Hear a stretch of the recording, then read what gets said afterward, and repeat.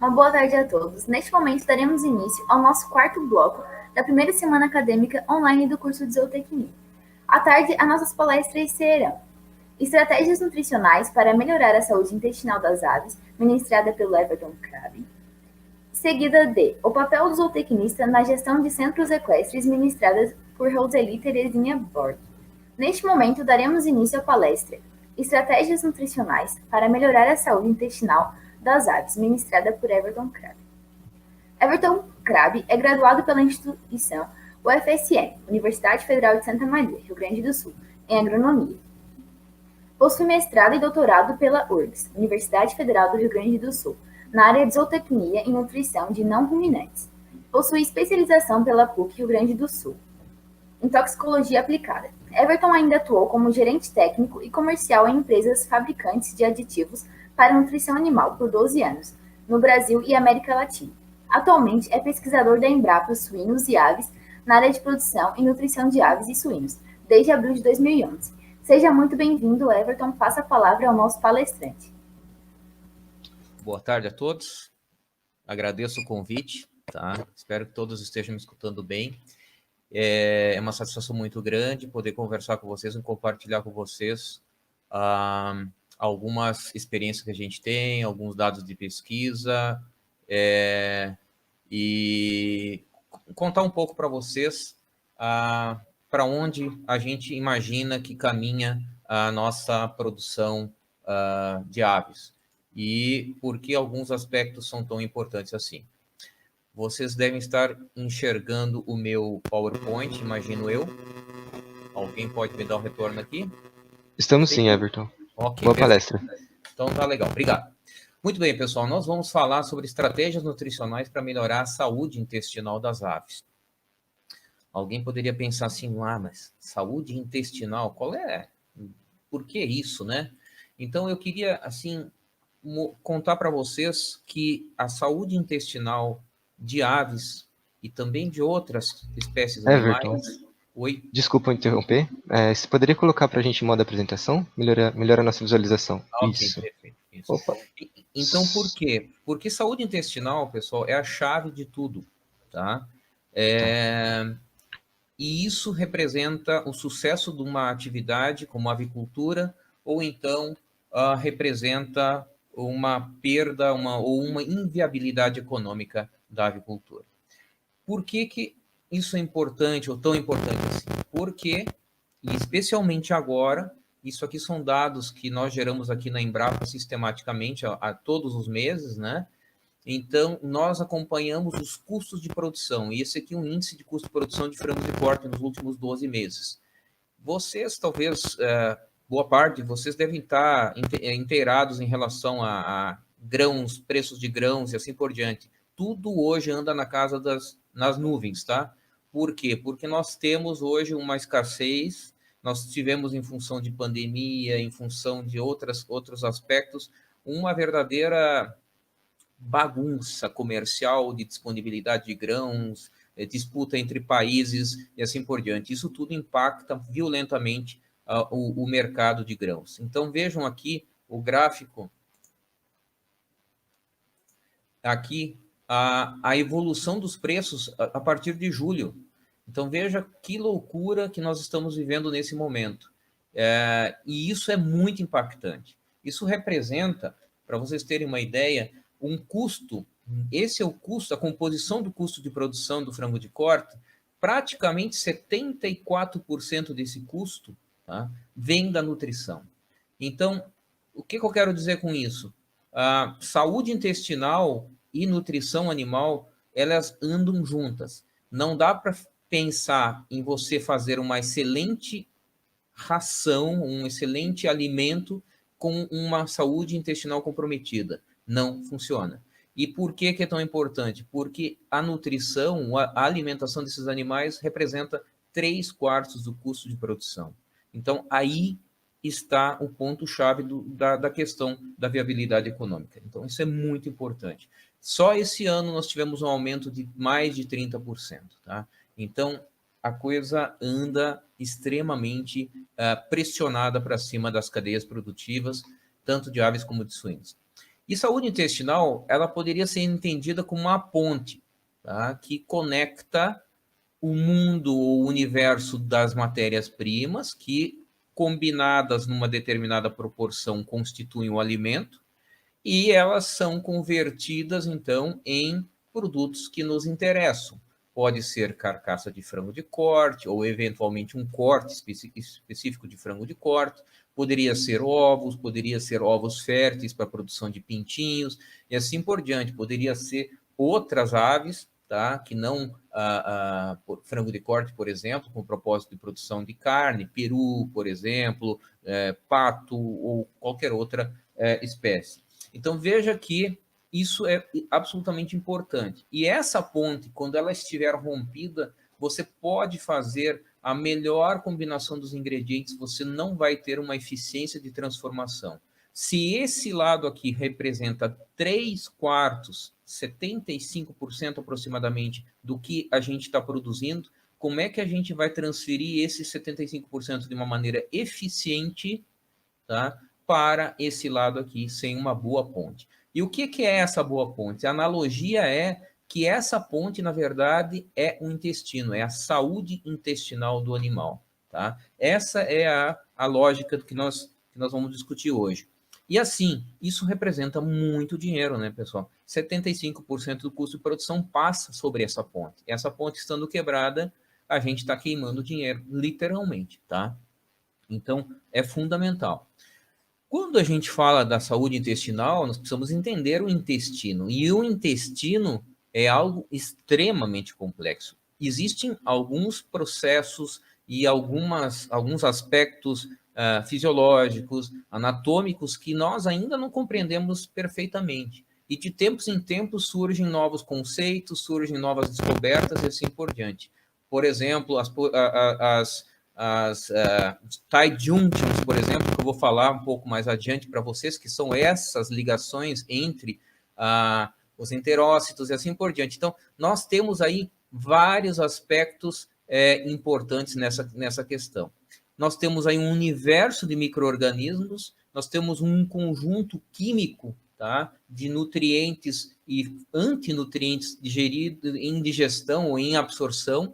Então, tudo isso aí acontece dentro desse ambiente intestinal. Então, é algo muito complexo. E agora eu vou fazer uma projeção sequencial. Vejam como o intestino é complexo. Isso aqui é uma imagem maior, então, o que acontece? Nós estamos falando aqui do lume intestinal, onde nós temos os micro-organismos e tudo mais, e aqui nós temos, então, a absorção, e daqui, então, esses nutrientes seguem, tá, pela circulação enterohepática e são, finalmente, lá na frente distribuídos a nível celular para crescimento de tecidos e manutenção de tecidos e outras funções metabólicas, ok? Mas quando nós vamos à frente, esta parte aqui, ó, isso aqui é representado por isso aqui. São várias camadas a parede intestinal e aqui nós temos os vilos, tá?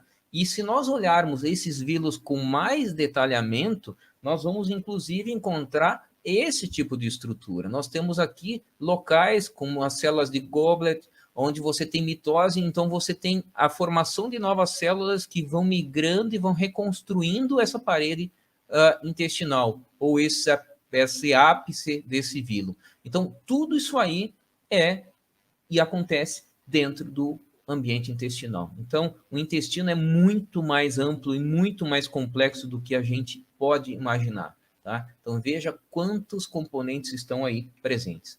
E como eu falava anteriormente, essas aqui são as tight junctions, né? Que são aquelas ligações próximas aqui, que hoje já se compreende um pouquinho melhor, onde você tem proteínas aqui que fazem uma espécie de conexão, como se fossem pontes ou teias que seguram e fazem a manutenção dessas passagens através desses espaços ao longo dos enterócitos. Então, veja só como é complexo e como isso tudo tem que estar num processo muito sincronizado e funcional.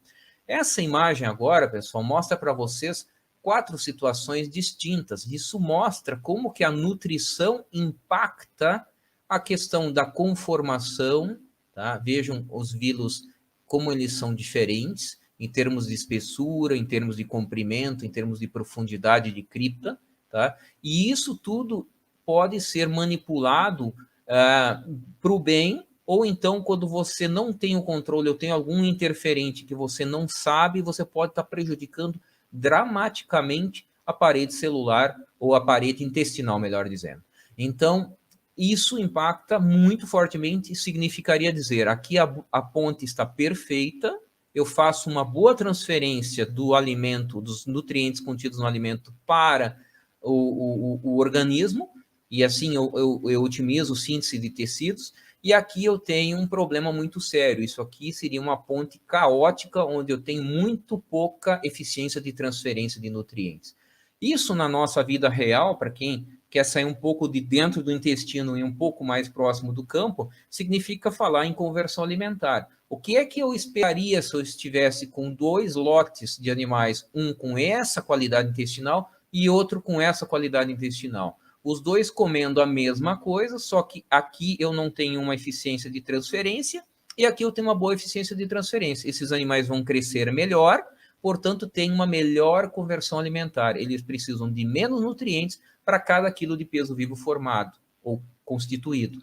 E aqui, em função dessa péssima ou baixa qualidade da parede intestinal, eu tenho que utilizar muito mais alimento para produzir 1 quilo de peso vivo desse animal.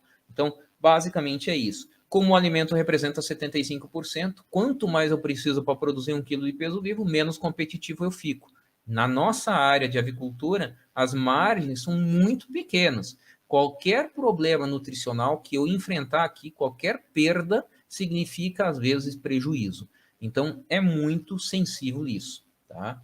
Então, nós temos que pensar sempre no intestino, isso a gente faz aqui nas pesquisas direto, e vocês, alguns de vocês, com certeza vão se deparar com isso, de acordo com as profissões que vocês forem seguir. Vocês têm que sempre entender que o intestino precisa ser olhado do ponto de vista de histologia, ou seja, a formação, como é que ele está, e do ponto de vista de fisiologia. O que significa isso? Às vezes eu faço medições e faço uma interpretação de altura de vilo, profundidade de cripta ou qualidade da mucosa intestinal, mas eu não tenho certeza se ela realmente é funcional. Então, hoje, essa é uma discussão muito grande que a gente está tendo dentro do campo que é a nutrição animal e saúde intestinal. Basta eu saber qual é a altura do vilo ou eu preciso saber se esse vilo realmente está fazendo o papel dele? Porque, às vezes, ele pode até aparentemente ter uma conformação bacana, legal, mas ele não funciona eficientemente. Então, a gente precisa sempre ter a histologia e a fisiologia associadas para que eu tenha uma boa eficiência alimentar. Ok? Então, os dois campos são importantes. E isso tem que funcionar como um Rolex, né? Assim, ó, tem que ser perfeito. É um mecanismo muito complexo e isso aí é basicamente uma das grandes metas de quem está inserido na cadeia de produção de aves, de suínos e assim por diante. Também vale para outras espécies de animais também. Mas é muito mais hoje debatido em aves e em suínos isso, em monogástricos em geral, do que em ruminantes ainda, mas a perspectiva é que a gente cada vez mais se debruce mais sobre isso e meça, avalie e tenha ações no sentido de otimizar isso. Como eu falei, isso representa muito dinheiro, meus amigos, muito dinheiro. O intestino ruim significa perder muito dinheiro. E aí, se vocês olharem, ó, veja só, o peso no intestino delgado e o percentual relativo ao peso corporal. Então, aqui você tem um frango de corte com idade até 9 dias. E aqui você vê como é intenso o desenvolvimento, tá, do peso do intestino. Então, no primeiro dia, ele tem 1 grama, aí ele chega a 8 gramas em questão de 8, 9 dias. Ou seja, a cada dia ele praticamente ganha 1 grama de peso. Isso percentualmente representa o intestino entre 8, 9 até 10% do peso desse animal nessa etapa. Então, por que eu estou mostrando isso? Porque o desenvolvimento inicial de uma ave, naquele momento em que ele chega numa granja, isso é absolutamente crucial. Se eu tenho algum retardo aqui, alguma perda de crescimento e desenvolvimento do intestino desse animal, por alguma razão, seja um problema infeccioso, patogênico, ou seja, por exemplo, um problema de contaminação de alimentos, isso aqui impacta drasticamente o que vem depois, tá? Isso aqui representa 1, 2, 3 dias de atraso até a plataforma de abate. Então, isso é muito importante. A primeira semana de vida dos animais é crucial. Não sei se vocês têm familiaridade com isso, mas na indústria nós buscamos que o peso de um pintainho quadruplique na primeira semana. Ele chega com 40 a 45 gramas e nós buscamos de 160 a 200 gramas de peso em 7 dias. Imagine, vamos extrapolar isso para um bebê, por exemplo, nós estaríamos falando de uma criança recém-nascida, sei lá, 3 quilos, e daqui a uma semana essa criança teria que estar pesando 12 quilos. É uma coisa absurda, né? Isso aí não existe. Na avicultura, isso existe. E é uma meta hoje adotada dentro do processo de produção. E isso, obviamente, né, pessoal, também interfere, dias de idade, interfere na questão do aproveitamento da energia e também no aproveitamento de aminoácidos. Até algo em torno de 10 a 14 dias, nós temos uma estabilização, mas assim, os primeiros 7 até 14 dias de vida é um momento crucial. Então, veja que aqui a capacidade de aproveitamento da energia e de aproveitamento da proteína, dos aminoácidos, está diretamente relacionado com aquela imagem que eu mostrava anteriormente. Então, tudo acontece muito intensamente. Se algo sair errado aqui, isso aqui complica demais o desenvolvimento do animal e atrasa muito. Junto com isso, nós precisamos entender uma outra coisa que é muito importante, tá? O trânsito intestinal de aves, ele é muito rápido, é muito curto, tá? Então, por exemplo, se eu pensar aqui ao longo do trato gastrointestinal, os diferentes segmentos, por exemplo, eu tenho aqui o papo, eu tenho aqui proventrículo e moela, duodeno, jejum e ilho, né, que seriam os três segmentos do intestino delgado e depois o cólon, por exemplo. Veja o tempo que o alimento permanece em minutos e veja a variabilidade ao longo do sistema digestivo do ponto de vista de pH, né? Então, veja que aqui é que acontece a absorção do duodeno, jejum e ilho, principalmente nos 2 primeiros, tá? Então, se nós somarmos esse tempo todo, nós estamos falando de, vamos supor aqui, 5 com 30, 35, mais 70, 120, 110 minutos de oportunidade de absorção de nutrientes. Isso são menos de 2 horas. Imaginem vocês, se vocês têm um intestino com uma melhor qualidade e um intestino com uma pior qualidade, você só tem 2 horas para fazer esse processo de absorção.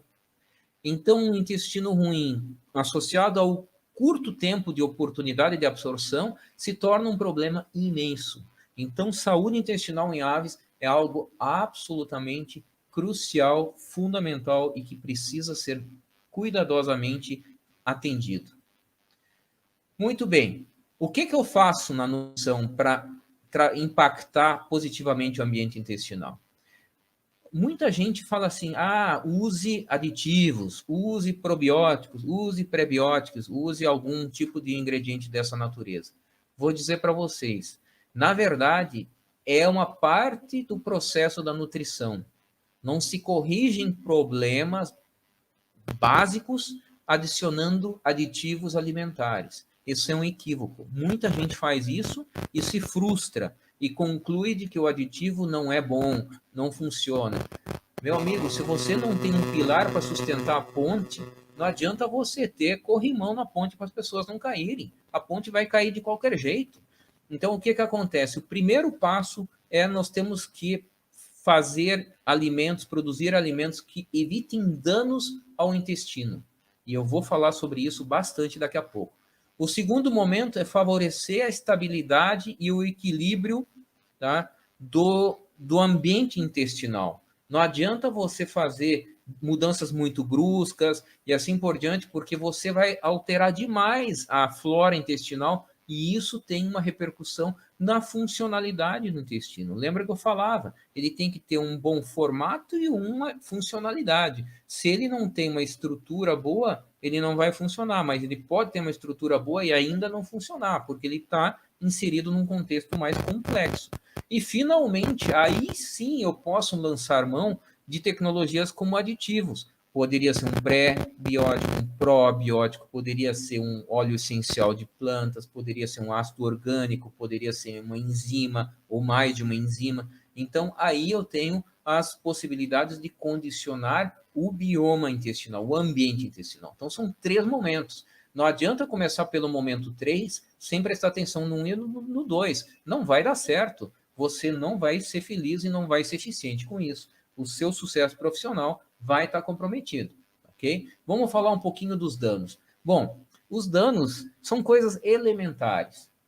Veja, milho e soja na nossa realidade aqui na América do Sul, na América Central e do Norte, toda continente americano aqui, milho e soja representa, assim, 85%, às vezes 90% da alimentação de uma ave ou de um suíno, tá? Então, o que é que acontece? Isso aqui eu vivenciei no Mato Grosso, por exemplo, onde havia um descarregamento de uma carga de milho dentro de um silo, tá? E você vê que os silos são imensos, então essa carga, ela faz uma camada. E essa camada está toda ela umedecida, mofada. E ela está com um monte de milho para cima e um monte de milho para baixo.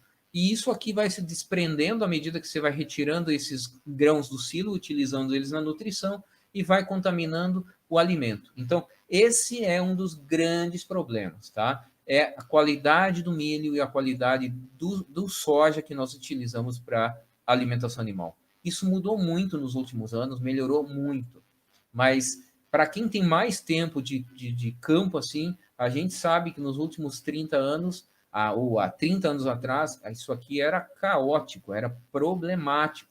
Hoje nós já temos um pouco mais de consciência, um pouco mais de tecnologia, de investimento, então diminuiu, mas não zerou. Tem problemas grandes ainda.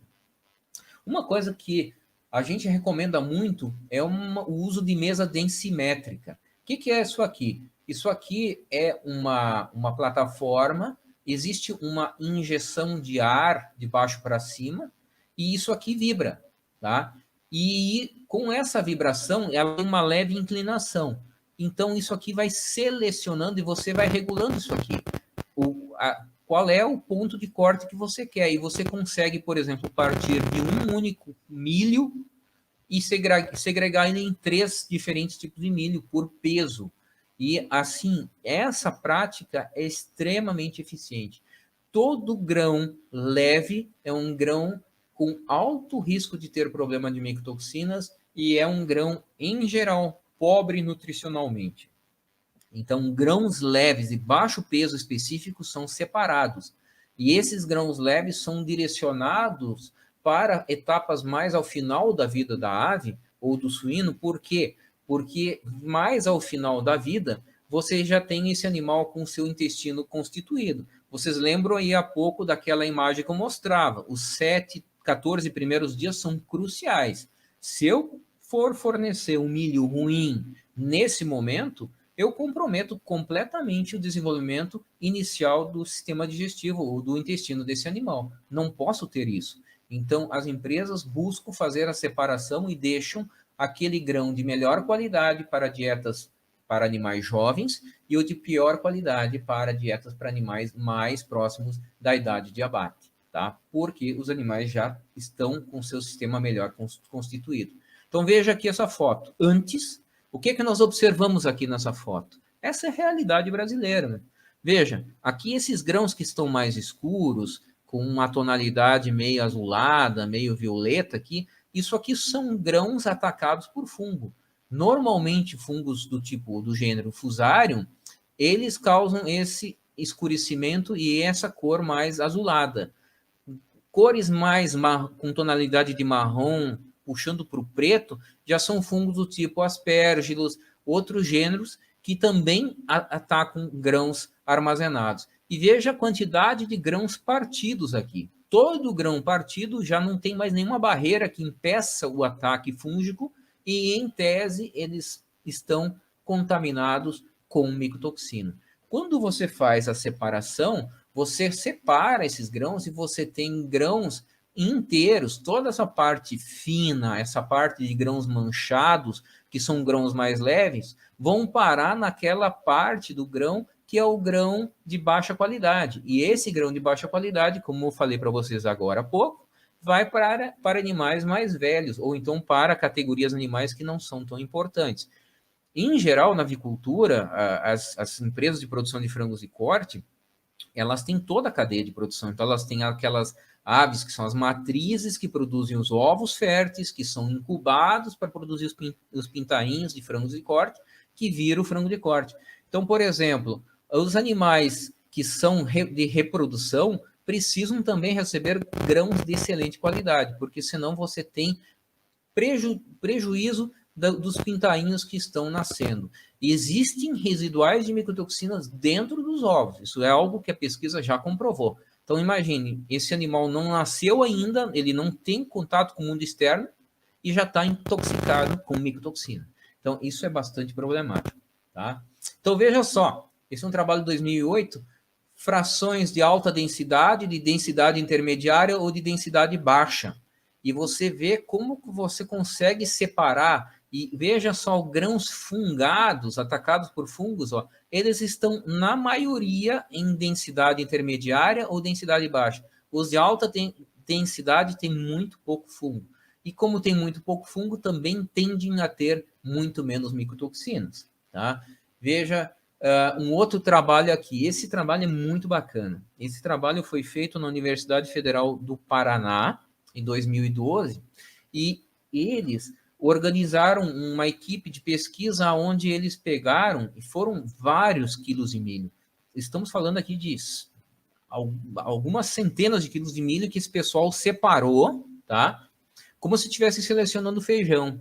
E só separaram os grãos que estavam com aquele ataque fúngico que eu mostrei, aqueles grãos escurecidos, dos bons.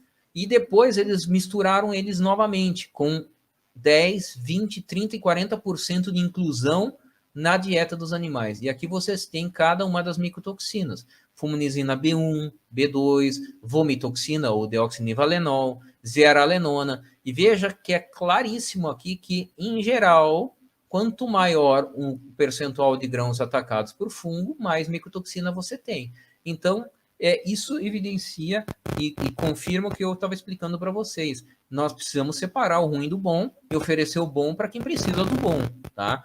Então, para animais jovens, precisamos de coisas boas, ok? Porque é naquele momento que é crítico para a formação do seu sistema digestivo, intestino, e o intestino é aquela ponte que faz com que os nutrientes sejam convertidos eficientemente. E esse mesmo pessoal, então, começou a testar isso com frangos de corte. Então, aqui você tem um ganho de peso até 21 dias de idade e a conversão alimentar, ou seja, quantos quilos esse animal consome para ganhar 1 quilo de peso vivo. E observem que quando você tem 0% de grãos ardidos, você tem um bom ganho de peso e uma boa conversão alimentar, porque eu preciso de muito pouco alimento para produzir 1 quilo de peso vivo. À medida que existe um aumento de grãos atacados por fungos, que nós chamamos de grãos ardidos na prática lá fora, nós temos uma perda de ganho de peso por causa da qualidade desse grão, numa fase crítica, né? Lembra que lá no comecinho os animais são mais sensíveis, e aqui eu tenho, então, a necessidade de alimento que eu preciso para formar 1 quilo de peso vivo. Então, a conversão alimentar, ela cai ou ela piora significativamente à medida que eu tenho grãos de baixa qualidade. Então, qualidade de matéria-prima é fundamental. Por isso, se nós, por exemplo, tivéssemos aqui essa situação de 40% de grãos ruins atacados por fungos e fôssemos adicionar um probiótico, um pré-biótico, algum outro produto, nós não teríamos sucesso. Então, eu só vou ter sucesso com produtos dessa natureza se eu tenho uma base na qual esses produtos podem trabalhar e funcionar perfeitamente, ok? E por quê? Veja, o mesmo trabalho, com as mesmas percentuais de inclusão, tá? E aqui você tem altura de vilos, lembra aqueles fiozinhos que eu mostrava lá no começo dos intestinos? A altura de vilos, ó, está sendo perdida quando você tem grãos de pior qualidade, e a profundidade de cripta está aumentando. Isso significa que você tem uma maior taxa de renovação. Então, eu tenho um custo caríssimo. E essa qualidade de grão está fazendo com que o animal priorize a reconstrução do intestino. Mas eu não vendo intestino, eu vendo peito, eu vendo asa, eu vendo coxa, eu vendo sobrecoxa. Pois é, deveria vender, mas quando o milho é ruim, você primeiro produz intestino, porque isso é uma lógica do organismo do animal. Ele sabe que ele precisa ter um intestino sadio para depois fazer o resto. Então, você está tendo uma perda substancial aqui, tá? Isso está aqui muito claramente demonstrado, tá? Então, você tem um processo de extrusão celular, né, do ápice, né, do vilo, tá? E você tem muitas vezes uma enterite, né, visual, assim, quando você necropsia os animais, com muito muco na parede, com um conteúdo muito líquido, que é característico, ou uma das causas, nesse caso, são micotoxinas presentes em alguma matéria-prima. Veja, essas micotoxinas você não tem só no milho, tá? Você pode ter isso no trigo, você pode ter isso no sorgo, você pode ter isso, inclusive, no farelo de soja. Então, não é só o milho que é um problema do ponto de vista de micotoxinas. Tem que estar atento a todo o conjunto de ingredientes. Mas, nós temos, ou consideramos, basicamente, em torno de 8 micotoxinas como as mais problemáticas, tá? Ou as mais comuns que nós monitoramos. Aí nós estamos falando de vomitoxina, ou deoxinivalenol, de zeralenona, fumonizina, B1, B2, B3 e B4, nós estamos falando de aflatoxina, nós estamos falando de ocratoxina, tá? Ácido diatoxirpenol e assim por diante, tá? Então, o ácido fusárico, então você tem vários pontos nesse aspecto aí. Então, são 8, 10 aproximadamente, mas nós já conhecemos mais de 400 micotoxinas. E a cada dia que passa, novas micotoxinas fazem parte do conhecimento sobre micotoxinas. Por exemplo, aqui, em 2014, foi publicado um artigo mostrando o efeito de micotoxinas produzidas por fungos do tipo fusário, que nós temos largamente disseminados aqui nas cadeias produtivas, produzindo eniatinas do tipo A, A1, A2, B, B1 e B4. E o efeito disso sobre micro-organismos probióticos. E esse trabalho mostra claramente que você tem uma ação, tá, antifúngica e antibacteriana, tá, em função dessas presenças dessas micotoxinas. Então, o que acontece? Você tem aí um impacto. Às vezes, você precisa de um micro-organismo bom para eliminar o ruim. Então, essas substâncias, elas podem claramente derrubar ou prejudicar o seu probiótico que você está adicionando na dieta. Então, é o que eu estava falando para vocês. Não adianta você pôr e você ter problema dessa natureza aí, tá? Então, as moléculas são muito distintas, tá? Só para vocês terem ideia, obviamente que eu não vislumbro que vocês decorem essas moléculas aqui, mas é para vocês terem uma ideia o quanto é variável o que uma contaminação fúngica pode produzir. E aqui, então, eles foram fazer o teste com diferentes micro-organismos, tá? Lactobacillus, bifidobacterium e assim por diante, Saccharomyces, tá? Então, veja como que cada uma dessas diferentes moléculas impacta esses micro-organismos. Quando você não tem nenhum número, é porque não houve interferência nesta dose. Mas veja que algumas eniatinas, né, impactam drasticamente a maioria dos micro-organismos potencialmente probióticos. Então, isso é bem problemático e isso explica muitas vezes porque você faz ou vê, ou enxerga, ou lê tantas pesquisas e às vezes as pesquisas são contraditórias. Aqui funcionou, aqui não funcionou. Pois é. Será que não tinha um problema dessa natureza lá? Não sabemos. Tá? Outra coisa, esse trabalho aqui, ele é focado em fumonizina. Nós temos fumonizina demais na nossa realidade hoje, aqui no Brasil e na América do Sul em geral. Tá? Muita fumonizina, em termos de frequência e em termos de dose. Tá? E aqui mostra que essa fumonizina, ou estas fumonizinas, que são várias moléculas, elas têm um papel na homeostase intestinal e predispõem os animais a enterite necrótica, tá? Então, o que acontece? Essas fumonisinas, elas abrem portas para, por exemplo, micro-organismos do tipo Clostridium se manifestarem, tá? Então, veja só como isso é problemático. Aqui, no caso, eles testaram e comprovaram aqui a presença dessas fumonisinas no alimento. Isso é um trabalho publicado em 2015. E aqui eles mostram, por exemplo, quando você tem uma dieta não contaminada contra uma dieta contaminada com fumonisina, é significativamente diferente a altura de vilos, e os vilos são mais curtos quando tem as micotoxinas. A profundidade de cripta é alterada também, e a relação aqui não foi diferente estatisticamente, mas no geral você vê que um vilo menor, ele é, em tese, uma área absortiva menor. E mais, eles também mostraram que o comprimento do intestino delgado ficou menor, em torno de 10 centímetros, 9 centímetros aproximadamente, num total de 130, 140 centímetros. Isso é muita coisa. Lembra que eu falei há pouco para vocês que o tempo para absorção é muito curto, né? 120 minutos ali, na melhor das hipóteses. E aí eu perco 10 centímetros de intestino por causa desse impacto dessas fumonisinas. Puxa, isso tudo somado impacta tremendamente o desempenho animal, tá? Então, isso é extremamente impactante e importante. E veja aqui, ó, quando eu tenho um score de lesões por Clostridium, tá? Quando eu tenho uma dieta controle, eu tenho 59 amostras com escala 0, tá? E eu tenho 46 aqui nesse caso. Mas as escalas discretas, tipo 1, nós temos 12 contra 27, mais do que o dobro. Então, você tem aí uma predisposição para enterite necrótica.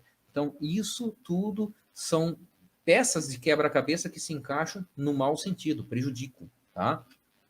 Além disso tudo, pessoal, nós temos vários antinutrientes presentes num alimento. A gente tem que começar a pensar, por exemplo, num cereal como milho, como sendo um alimento, um ingrediente bom, porque ele aporta proteína e aminoácidos, ele aporta minerais, ele aporta energia, uma série de nutrientes, tá? Vitaminas e assim por diante, mas ele também tem dentro dele, na sua composição, fatores antinutricionais, tá?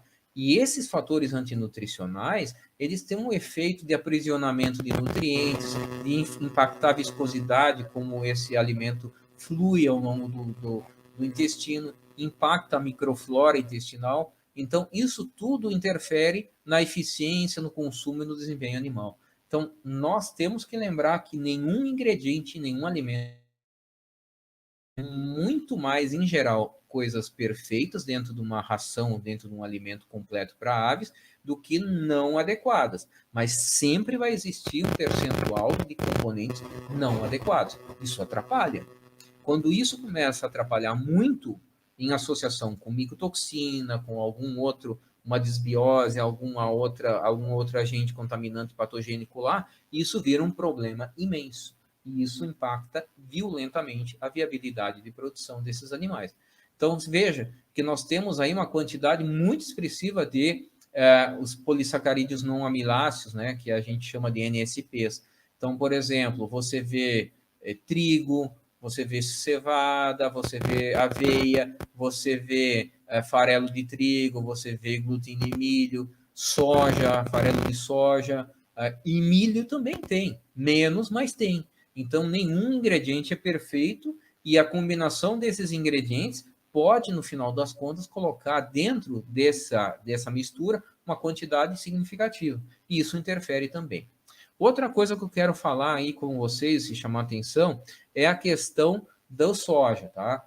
O soja é um ingrediente importantíssimo porque ele aporta muita proteína, mas ele é um ingrediente muito problemático porque ele tem uma alta quantidade de inibidores de tripsina. São componentes que fazem com que haja uma hipertrofia de pâncreas, tá? E esses inibidores de tripsina prejudicam o aproveitamento da proteína, porque a tripsina é fundamental, ela tem que ser produzida numa quantidade adequada para digerir bem a proteína, que é justamente a proteína da soja em geral nas nossas dietas. Então, quando eu tenho muito inibidor de tripsina, eu tenho inibição de protease, eu tenho uma série, um círculo vicioso aqui muito ruim. que afeta drasticamente o aproveitamento da proteína. Toda proteína não digerida, ela vai servir de nutriente para os micro-organismos que estão mais para a porção final do intestino. E lá tem benéficos e micro-organismos maléficos. E muitas vezes esses maléficos são oportunistas. Se você tem uma proteína pouco digerida, eles acabam aproveitando e se sobressaem sobre os benéficos. E aí você tem um problema bastante complicado. O que é que nós fazemos? Nós expomos a soja, né, ao calor. Então, com temperatura, úmido ou calor seco mesmo. Então, você tem soja tostada, que é seca, né, calor seco, ou então soja desativada, né, com vapor e com várias sistemáticas, a vácuo ou não a vácuo, tudo é possível. E quanto mais calor eu tenho, mais eu destruo os inibidores de tripsina, tá?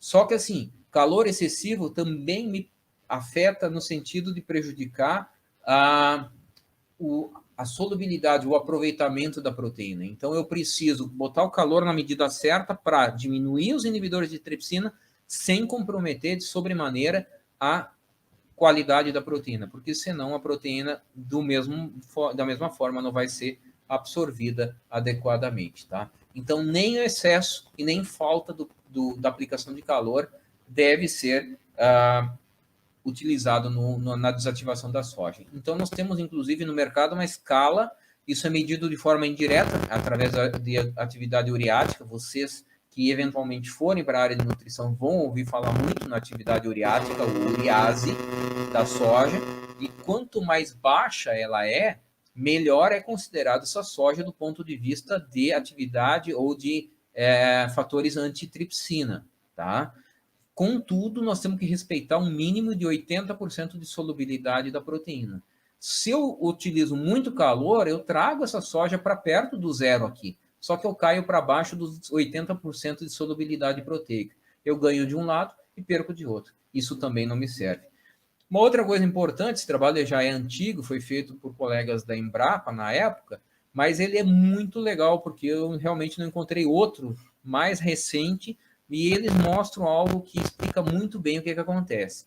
Porque as mesmas indústrias, as mesmas linhas, os mesmos processos resultam em quantidades de inibidores de tripsina no produto final distintos. Então alguém poderia dizer, mas como é que pode? Se a fábrica faz sempre a mesma coisa, usa sempre a mesma temperatura, então por que nós temos produtos finais com inibidores de tripsina em quantidades variáveis, distintos, às vezes alto, às vezes baixo?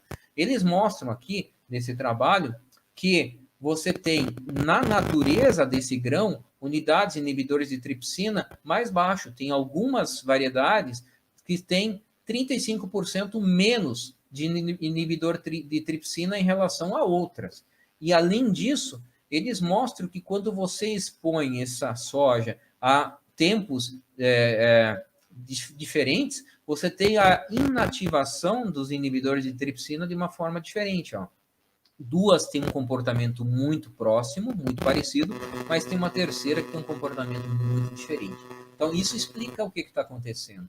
Nós não sabemos qual é a soja que está entrando na indústria, porque a soja vem de todo canto, ela é colhida, cada produtor plantou uma variedade diferente, e isso aí acaba compondo uma grande massa de soja. E a gente não sabe o que está processando. O mesmo processo vai funcionar bem em alguns casos, e em outros nem tanto. Tá? Assim como a insolubilização proteica também. Então, esse grão ele pode ter também, em função do tempo de exposição, uma diferente perda da solubilidade proteica ou do aproveitamento proteico pelo animal. Tá? Pois é, e isso tudo tem uma interligação. Além disso, pessoal, tem um outro trabalho muito legal que é muito importante. Eu estou um pouco preocupado com o tempo aqui, vou ter que dar uma aceleradinha aqui, mas estou quase no fim já. Aminas biogênicas, vocês vão ouvir falar muito sobre isso. Dentro do intestino nosso, de seres humanos, dos animais, existe uma série de micro-organismos que produz e outros que degradam aminas biogênicas. Então, existe ali o formador do poluente e o outro que transforma isso de maneira que não seja ruim para o indivíduo. Existem trabalhos que dizem que, por exemplo, os casos de câncer de intestino são esses tumores são induzidos em função da presença de aminas biogênicas, tá? Então, o que é que nós temos aqui? Eu vou dar uma caminhada aqui rápida para mostrar para vocês uma situação onde eles pegaram amostras fecais de humanos, tá? E colocaram aminas biogênicas, e a outra eles não colocaram aminas biogênicas. E vocês veem, de acordo com cada amina biogênica, eu sei que está ruim de enxergar isso, mas eu também não quero que vocês entrem nos detalhes, só quero mostrar para vocês. Veja esse gráfico aqui, por exemplo. Aqui, ó, no comecinho, sem amina biogênica, não tem nada de colunas. Aqui, o que acontece quando tem amina biogênica, histamina? Muda completamente. Tá? Olha o outro gráfico, tem um monte de colunas para baixo, aqui para cima. Então, nós temos que tomar cuidado com isso. E onde é que eu acho aminas biogênicas? Eu acho aminas biogênicas nas farinhas de origem animal. Então, farinhas produzidas por estruturas que têm um processamento anexo a frigoríficos, tem quantidades de aminas biogênicas muito mais baixas, por exemplo, cadaverina, que é uma das aminas biogênicas, tem a putrescina, que é outra, muito menos aminas biogênicas do que, por exemplo, indústrias de farinhas que estão fazendo o processo correto, mas só pelo transporte de um frigorífico que fica distante da planta operadora, essas poucas horas já houve degradação e formação de aminas biogênicas. E aí nós temos uma outra situação, que foi, obviamente, um projeto piloto que nós fizemos aqui, isso aí não está hoje acontecendo na realidade. Nós fizemos farinhas de animais mortos, que tinha 24, 48 horas de morte. E veja que, de novo, sobe tremendamente a quantidade de amina biogênica. Então é o seguinte, frescor é fundamental e eu não devo ter aminas biogênicas nas minhas farinhas se eu utilizar essas farinhas na nutrição animal.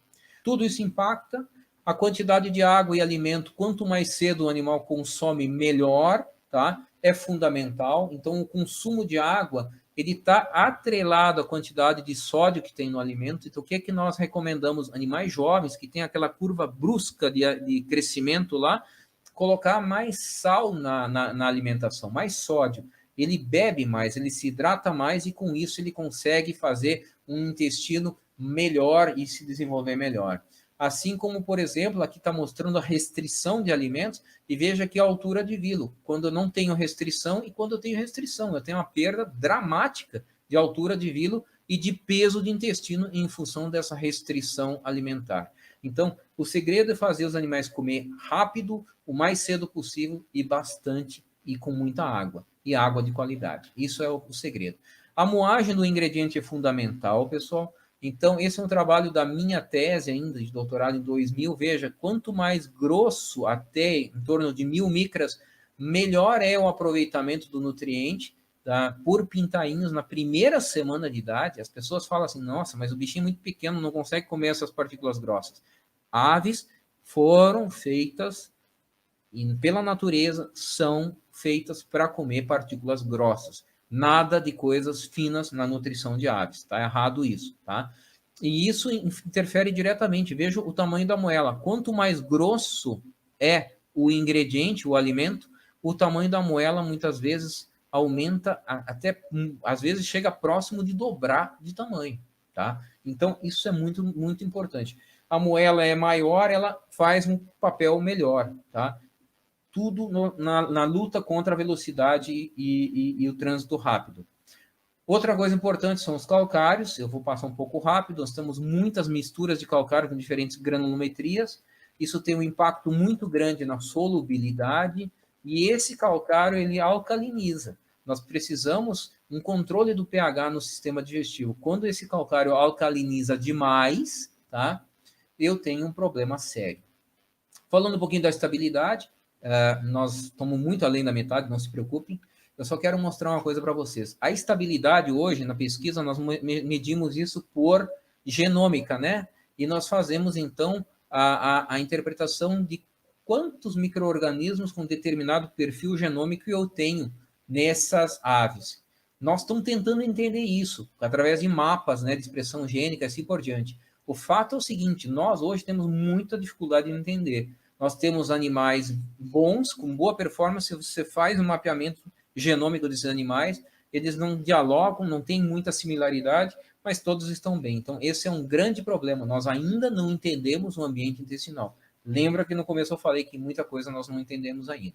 Outra coisa importante, aqui a reconstrução, se houver dano, tá? É importante. O que eu posso fazer? Eu posso usar determinados nutrientes, como, por exemplo, determinados aminoácidos, que são importantíssimos, como treonina, serina, prolina, são importantíssimos. Então, eu posso fazer uma nutrição para ter um intestino de melhor qualidade, tá?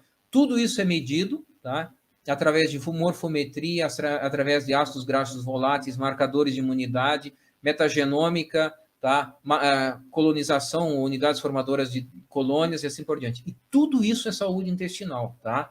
Quem for seguir nessa área, eventualmente, vai ter que olhar para tudo isso de uma maneira integrada, tá? E hoje nós já medimos até os tight junctions. Nós colocamos determinadas coisas na nutrição, no alimento, às vezes por gavagem, né? Forçando a ingestão, e esse componente não deve aparecer no sangue dessa ave. E aparece. Então, isso nos mostra que nós temos um comprometimento aqui, tá certo? Então, a permeabilidade intestinal também faz parte disso. Para finalizar, eu falei para vocês sobre probiótico, prebiótico, enzimas, ácidos orgânicos, fitoterápicos e mais um monte de outras coisas que eu poderia estar utilizando aqui, tá? Óleos essenciais de plantas e assim por diante. Pessoal, tudo isso tem sua valia, tudo isso é importante, tá? Eu apoio e eu estimulo o uso disso. Só não adianta utilizar isso querendo fazer ou ignorando tudo aquilo que nós falamos até agora. Isso aqui só vai funcionar se nós tivermos evitar danos, favorecer a estabilidade, e aí eu posso condicionar o bioma, tá certo? Essa é a sequência certa, tá? Eu agradeço imensamente a oportunidade, o convite, espero ter deixado uma mensagem legal para vocês e ter estimulado vocês, instigado vocês para olhar mais isso aí. Precisando falar comigo por e-mail, vocês me acham aqui, tá? Eu fico em Concórdia, Santa Catarina, tá certo? Muito obrigado. Everton, muito obrigada pela sua palestra. Com certeza, os apaixonados pela nutrição ficaram maravilhados com tudo que você falou para a gente. Nesse momento, eu vou passar a palavra para a Cibele, para que ela faça as perguntas a você. Legal. Oi, Everton, tá me escutando? Muito bem, Cibele. Satisfação falar com você. Peço desculpas por ter passado uns minutos. Imagina. Obrigada a você pela palestra, foi uma incrível palestra. E agora a gente vai para as perguntas. A primeira é da Camila Marques, e ela perguntou: o básico da saúde intestinal de uma ave exótica, tipo avestruz, é o mesmo de uma galinha? Até uma determinada extensão, sim. Nós temos basicamente, o que acontece? Uma micotoxina vai ser ruim para o avestruz, assim como é ruim para uma galinha, como é ruim para o peru. Nós temos uma diferença entre os animais. Nós temos, para vocês terem uma ideia, micotoxinas que são extremamente tóxicas para um cavalo, que é imenso, e é pouco tóxica para uma ave, que é pequena. Então, sim, também nessas diferenças, nós temos, assim, para uma galinha é mais tóxico do que para um peru, e assim vai indo.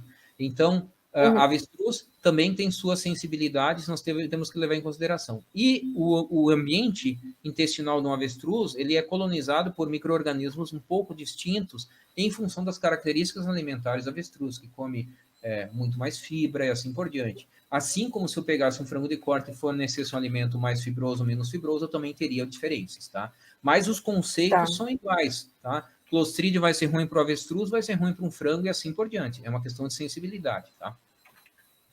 Tá bom. A próxima é da Júlia, e ela perguntou: quanto ao tempo de trânsito intestinal, é melhor aumentar ou diminuir? Por exemplo, tem tipos de fibras que podem aumentar ou diminuir. Você recomenda a utilização de fibra com este propósito?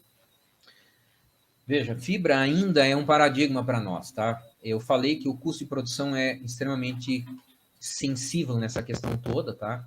Então, eu vejo hoje fibra sendo utilizada em algumas categorias. Por exemplo, matrizes, que são aves uma vida mais longa para a produção de ovos férteis, elas são caras, a gente usa fibras. Inclusive aves poideiras. Existem sistemas de produção de aves poideiras, principalmente aquelas fora de gaiola, que o pessoal quer maior conforto, onde o pessoal está incluindo fibras com determinadas características, justamente para que você tenha uma manipulação positiva da flora intestinal, tá? É recomendável que se use, as fibras têm uma eficiência diferente. Excessos não são legais, tá? Tá. Mas um animal, ele tem a capacidade de tolerar e aproveitar muita fibra, tá? Muito. Mas como nós queremos um crescimento muito rápido em frangos e cortes, normalmente utilizamos muito pouca fibra, tá? Mas sim, Uhum. é uma área que vai ser cada vez mais importante e já tem gente trabalhando esse conceito. Tá bom. A próxima é do Maicon. Ele falou, boa tarde, uma pergunta. Com a inserção nas últimas décadas dos transgênicos, melhorou, piorou ou não houve impacto no trato gastrointestinal das aves? Maicon, seguinte, transgênicos é um tema polêmico, tá? Mas, assim, não existe nenhuma evidência científica hoje que mostre que o transgênico seja melhor ou pior, tanto para longevidade ou para qualquer outro aspecto, inclusive para a flora intestinal. O que eu tenho visto, e a gente suspeita, existem alguns trabalhos que sugerem isso, é que os transgênicos, eles priorizam algumas características, tá? Ou seja, ele é resistente para um determinado inseto, ele é resistente para um determinado defensivo, ou alguma coisa do tipo, e você não ganha sempre, perde alguma coisa. A gente tem visto que, aparentemente, depois do uso mais massivo de transgênicos, nós temos mais micotoxinas e micotoxinas diferentes do que nós tínhamos antes, tá? Então, indiretamente, eu posso dizer que os transgênicos talvez tenham impactado a saúde intestinal, mas não diretamente. Se eu tivesse um transgênico isento de fungo e micotoxina, e contra um milho não transgênico, eu esperaria algo muito parecido, tá certo? Obrigada. A próxima é do Eliéder Prats. E ele falou, Dr. Everton, obrigado pela excelente palestra. Atualmente, minha atuação é mais próxima aos ruminantes. Vejo que é crescente o uso de coprodutos da agroindústria, como o DDG. Como tem sido o uso desses coprodutos na nutrição de monogástricos? DDG tem, obviamente, despertado muito interesse, tá? Hoje, qualquer coisa que seja minimamente alimento dentro da lógica de monogástricos e de ruminantes é utilizado. Existe uma busca insana por matérias-primas alternativas ao milho e soja. Tá todo mundo tentando sair um pouco desse monopólio, desse binômio milho e soja. Só que não tem escala, não tem quantidade. O DDG vem com uma proposta de escala também, porque as usinas de álcool são muito grandes, então tem bastante escala. E tem sido utilizado, o que eu tenho visto, que ainda é um problema para nós, e obviamente para ruminantes também, existe muita diferença nas características e na qualidade desse DDG, tá? Porque cada usina tem sua sistemática de secagem e tudo mais. O DDG, ele originalmente ele é úmido, então ele tem que ser secado rápido, porque senão ele começa a mofar, e aí eu tenho micotoxinas, isso é um fato. Então, o pessoal, às vezes, excede as temperaturas e os tempos de secagem e compromete a qualidade do DDG, então compromete a digestibilidade. Se eu tiver um comprometimento da digestibilidade, eu posso estar tendo um problema ou um efeito negativo, porque tudo que não é digerido e absorvido, lá no mais para o final do intestino, é substrato para micro-organismo. Pode ser bom, pode ser ruim, então pode dar errado. Esse é o ponto. Tá. A próxima é do Luiz Fernando Dutra. Ele falou, ácidos orgânicos são a melhor alternativa para a substituição à retirada dos antibióticos?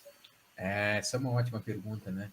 Eu não tenho, assim, como dizer para você que são, ou que é a melhor opção. O que eu tenho visto e tenho trabalhado também, funcionam muito bem.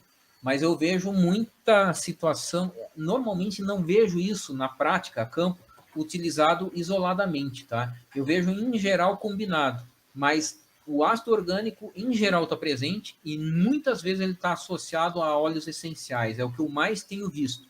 Mas ácidos orgânicos funcionam muito bem e se eu tivesse que escolher uma molécula isolada, eu possivelmente escolheria o ácido orgânico como primeira opção, tá? Então acho que sim, até um determinado ponto. A próxima é do Luiz Felipe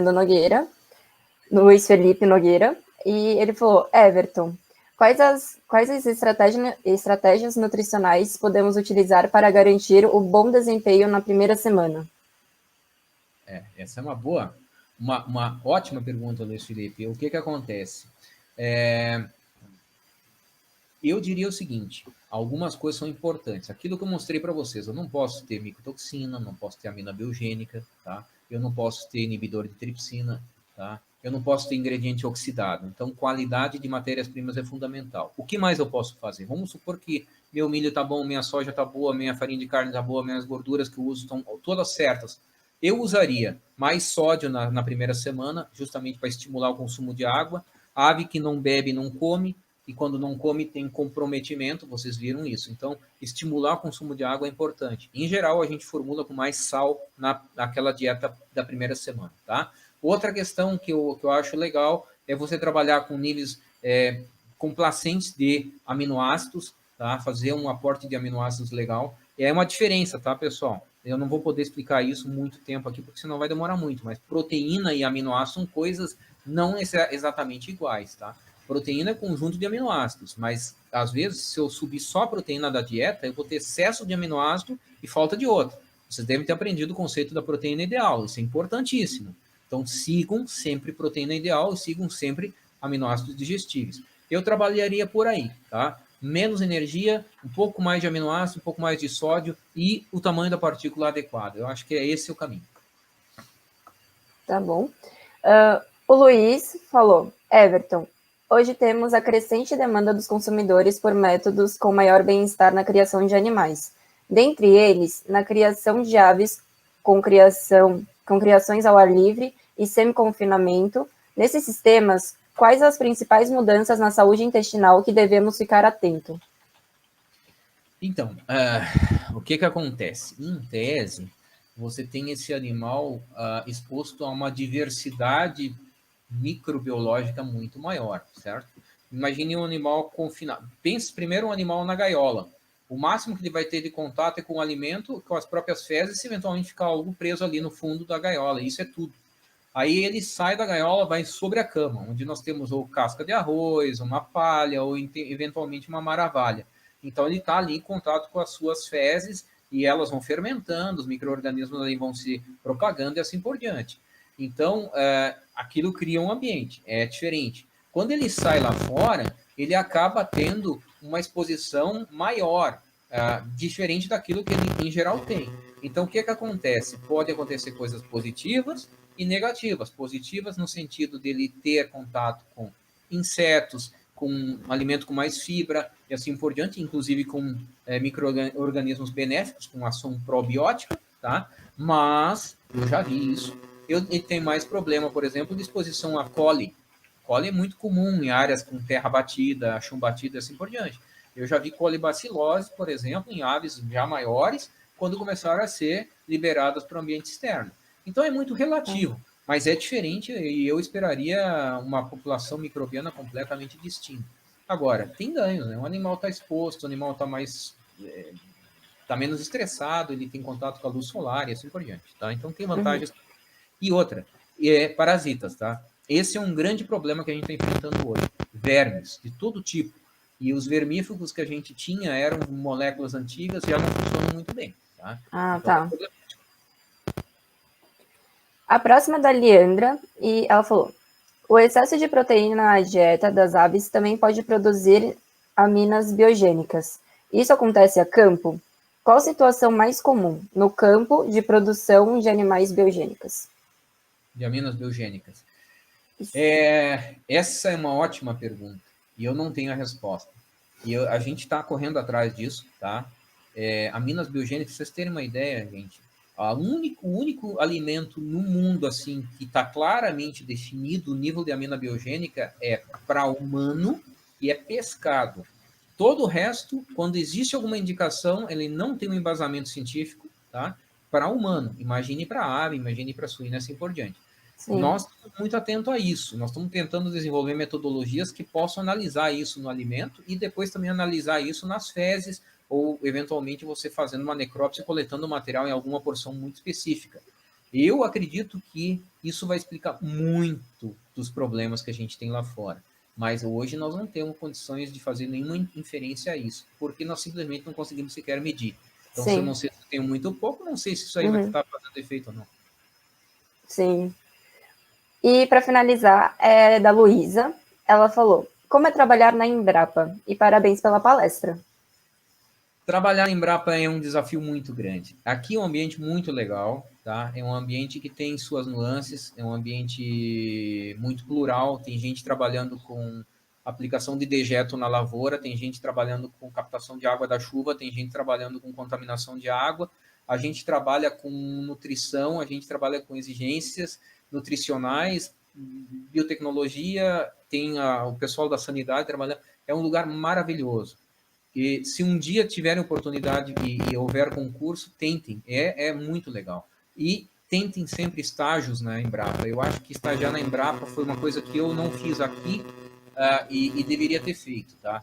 Hoje eu vejo o quanto isso teria sido útil para mim. Na época, como estudante, a gente não tem muitas das informações. Então é um conselho que eu dou para vocês. Nesta Embrapa, aves dos suínos ou outras coisas que vocês tenham interesse, seja gado de leite, gado de corte, caprinos, tem Embrapa para tudo, são 40 e poucos centros Brasil afora, tá bom? Tá bom. Everton, agora eu passo a palavra para você fazer as considerações finais, se você quiser, é claro. Eu gostaria, e bem breve. Pessoal, vocês estão na zootecnia, tá? Independente do curso, zootecnia, agronomia, veterinária, engenharia florestal, engenharia agrícola, sei lá, não importa, tá? O Brasil é o grande potencial produtor de alimentos para o mundo. Nós já somos e vamos ser cada vez mais, tá? Então, eu acho que nós e vocês que estão entrando no mercado de trabalho, tá, vão ter grandes oportunidades. Mas o momento não é muito bom nessa etapa, por causa de pandemia e assim por diante. O que eu recomendo para vocês é o seguinte: insistam, tá, na profissão de vocês, porque ela é muito legal. O que vocês precisam entender é que as coisas são muito diferentes. Quando eu entrei no mercado de trabalho, faltava determinado tipo de profissional. Hoje falta outro tipo de profissional. Então, existe muita oportunidade e vocês precisam garimpar essas oportunidades, tá? Então, hoje tem computador fazendo muita coisa, tem robô fazendo muita coisa, tem muita coisa eletrônica, mas tem muita coisa que não é feita. Pensa, por exemplo, em drones, pensa, por exemplo, em várias coisas, por exemplo, GPS, mapeamentos e assim por diante, tá? Então, tem muita coisa legal para ser feita. Eu tenho certeza que se vocês escolheram porque tem amor à zootecnia, vocês vão ser muito felizes, tá bom? Obrigado pelo convite, tá? Aqui nós estamos sempre à disposição, tá bom? Tudo de bom para vocês. Obrigada, Everton. Obrigada, excelente palestra. Eu que agradeço. E agora a gente vai para um pequeno intervalo de 10 minutos e a gente volta com a Roseli.